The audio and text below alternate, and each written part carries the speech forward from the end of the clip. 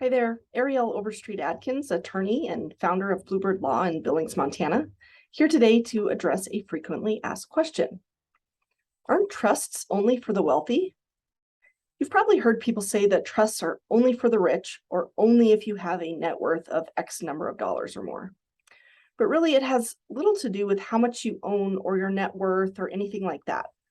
At Bluebird Law, we see the choice between a will-based estate plan and a trust-based estate plan as a way for our clients to decide how much time, energy, and money they want to invest in organizing their estate while they are alive versus how much time, energy, and money their family will have to expend once they're gone. And there is truly no right or wrong answer. When I meet with a client, we talk about their individual situation. We talk about their assets, where they're located, how they are titled, any beneficiary designations, and so forth. Then we also talk about their family dynamics and the personalities of the loved ones who will be left behind. I ask questions like, is there anyone who will be so emotionally wrecked after your death that they can't function?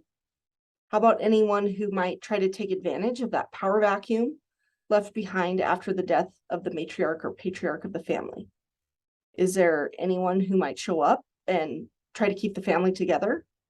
Is there anyone who is particularly good at administrative tasks that are necessary to administer an estate? You might be wondering what these things have to do with deciding on a will versus a trust, but these things can point to the opportunities for conflict and how we might set up your estate plan to try to avoid those opportunities and try to keep your family together and on the same page. I very rarely say to a client, you should definitely do a will, or you should definitely do a trust. I explain to clients the ins and outs of how each works, the process, the costs, and the pros and cons. So just a couple examples.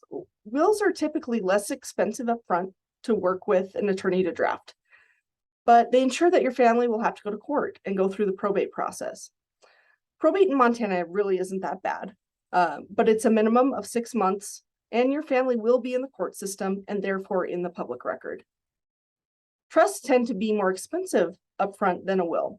Trusts can avoid the probate process, but you have to be diligent about making sure all of your property during your life is properly titled to your trust if probate avoidance is your goal. It can be a lot of work when you form your trust to transfer all of your assets. But if you do it properly, your family can avoid the public court process of probate. And if you have taken care of the heavy lifting as far as organizing your estate, then that is much less work left for your family to do.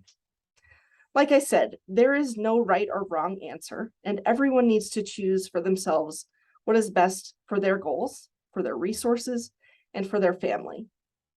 My job is simply to educate and to discuss the options. It's ultimately up to you, and it has very little to do with your net worth.